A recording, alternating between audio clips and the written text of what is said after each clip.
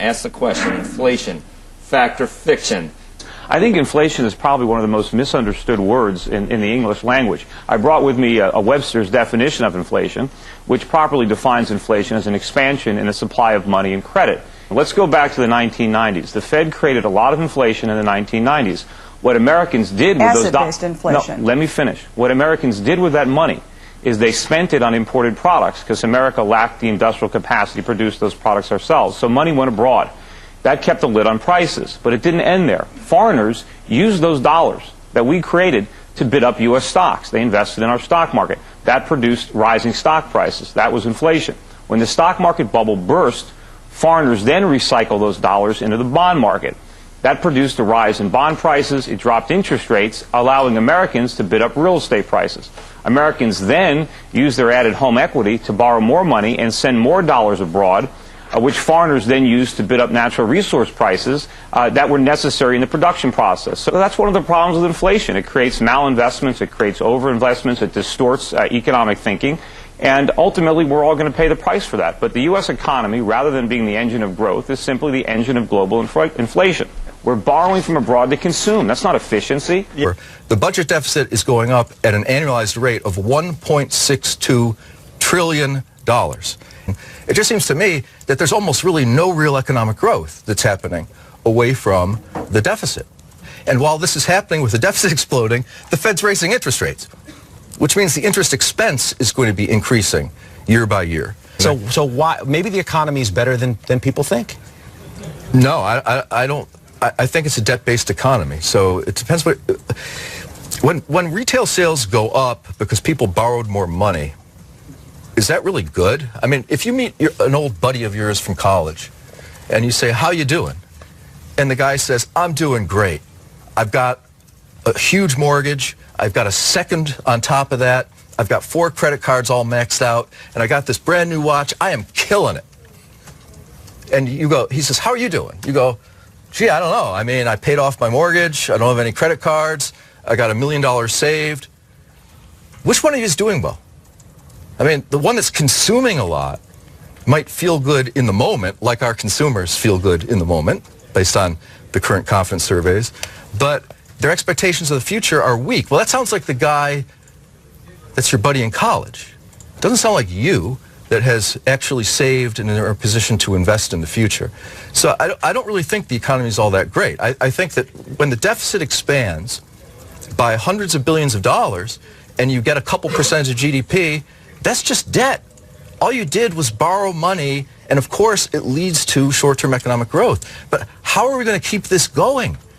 It's a very large budget deficit that we're running, and that's what's driving our economy. And the corporate economy is also leveraged up at record levels that previously have been harbingers of recession. Well, the consumer is going to have a lot of problems. And I think, when you look at the savings situation, I mean, from a global perspective, what America is really doing is we're squandering the world's scarce savings on consumption.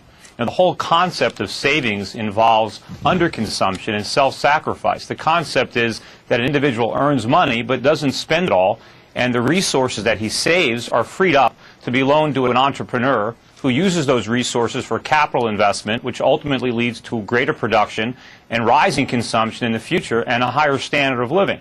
But it doesn't do any good for a Japanese citizen to save money and then give it to an American who wastes it on consumer goods. They could have done that themselves. Back in the 19th century, when America borrowed from the rest of the world, we borrowed to produce. We borrowed to build factories, to build infrastructure, which enabled us to export products back to the world, to pay the interest on our debts, and to repay the principal. Well, unfortunately, I still think consumers are going deeper and deeper into debt. But they're going to have to eventually, and I think it's not going to be because the consumer comes to his senses. It's going to be because the lenders come to theirs. I think it's going to be from abroad where the discipline is finally put back onto the American consumer, because certainly we have to stop spending, and all the consumption that we've been doing for the past decade or so is coming at great cost to future consumption. See, our economy isn't growing. All we're doing is consuming and borrowing money. There's more misery if we don't bite the bullet. And we didn't follow Andrew Carnegie's advice during the 1920s. Hoover ignored it. He did what Obama is doing. He did what Roosevelt was doing. That's why the Depression lasted through the end of the Second World War. It has screwed up the economy. We don't save enough. We don't produce enough. We have too many people working in the service sector, in government, in banking, in retail, in healthcare, and education. Meanwhile, we can't produce the things that we need to consume. We have $50 billion a month trade deficits because this economy doesn't work anymore, because all the resources are misallocated. It's going to be painful to put them back together. But if we don't do it, we're going to have a real crash in this country that's going to make 2008 look like prosperity. America imports all sorts of goods, valuable consumer goods and resources, and we export debt. We export paper, inflation. We trade the world their valuable goods for the money that the Fed prints. And the only way that we can continue to sustain this artificial lifestyle is as long as the world is willing to support it.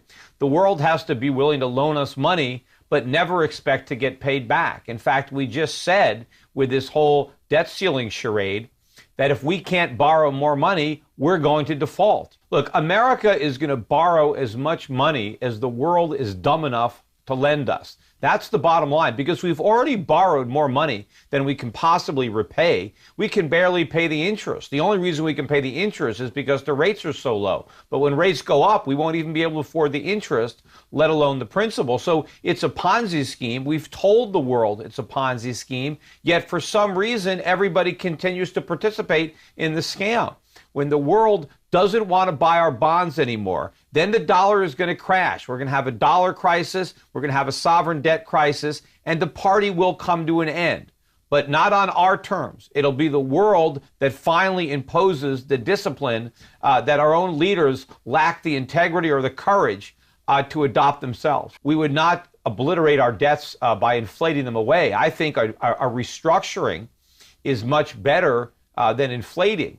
And I do believe that U.S. bondholders are going to be asked to take a pretty big haircut. But Mr. Schiff, when we are talking about America being addicted to foreign debt, what we are really talking about is the American people being those addicts who, through their lifestyle choices, through their political choices, consumer habits, what have you, it is the American people who are ultimately holding the rest of the world hostage by spending beyond their means. I think you would agree with me that one of the main reasons why the United States transitioned from being the world's greatest creditor to being the world's greatest debtor is because of the low personal savings that Americans used to have. Yes, but you have to understand why that changed. Why did Americans go from a nation of thrifty savers to a nation of reckless spenders and speculators? It was because of the government. It was because of the Federal Reserve. It was because of the policies we put in place that corrupted our behavior, that distorted our rationale and our way of thinking. So we went from a great creditor, a productive nation, to a nation of debt-based consumers. But it's not because there's something innately wrong with Americans. There's something wrong with our institutions. There's something wrong with our government. Now, yes, we're responsible. We elected those leaders that did this to us. But right now, the world is supporting that by financing it. The world is making it possible for the Fed to print all this money. I mean, our economy is so screwed up because we've been able to issue the world's reserve currency. We've been able to live beyond our means. We're able to consume without producing. We're able to pay for our imports by exporting our inflation. Mr. Schiff, essentially what you're saying is that everybody shares part of the blame, both the American people with their lifestyle, the American politicians with their policy choices, and the rest of the world for allowing this to happen. But since we already addressed the cause, let me ask you a question about one possible solution, and that is something that you mentioned earlier, inflation or hyperinflation. And this is obviously a very traumatic outcome for any society. Put your finances in order. Do you think the American politicians, the American policymakers will have the courage to apply this advice that they so generously give to other countries, to its own people? Look, I hope so. Hyperinflation is going to be worse than default and restructuring, a legitimate, deflationary collapse. The problem for the United States is if we destroy the dollar's value and, it's no longer going to be the reserve currency, And Americans all of a sudden are in this shock therapy where we have to live within our means. We can only consume to the extent that we produce. Our productive capacity has been so diminished over the years, we don't really know how to survive right now. We don't have the factories. They're gone. We don't have the skilled and trained workforce. Yeah, we have lots of young people with expensive philosophy degrees, but they don't know how to do anything. We'll have to have a real government shutdown so that we can have a startup of free market capitalism. So, we're in a big hole. And so it's not going to be easy to get out of it unless we can go back to our founding principles. It's going to be difficult to ever emerge as a successful, powerful, prominent nation.